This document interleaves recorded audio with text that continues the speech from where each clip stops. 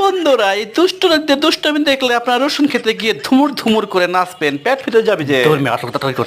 দেখেন তার আগে যদি ভিডিও ভালো লাগে তাহলে লাইক কমেন্ট এবং সাবস্ক্রাইব আশা করতেছি। আমি তো আপনার সাথে আছি, দেই তো।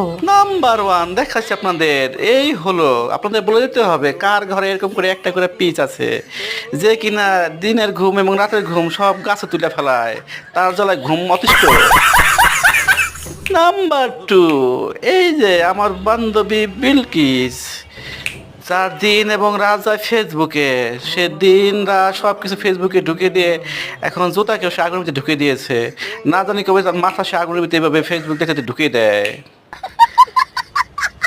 নাম্বার থ্রি, এই যে আমার বন্ধু আকাশ, তার বউ যখন বাপের বাড়ি যায় তখন তার অবস্থা, সে হাতে পায়ে হ্যামলেট পরে গোলস পরে সে পাক করতে বসে গেল, কি বিরুনি।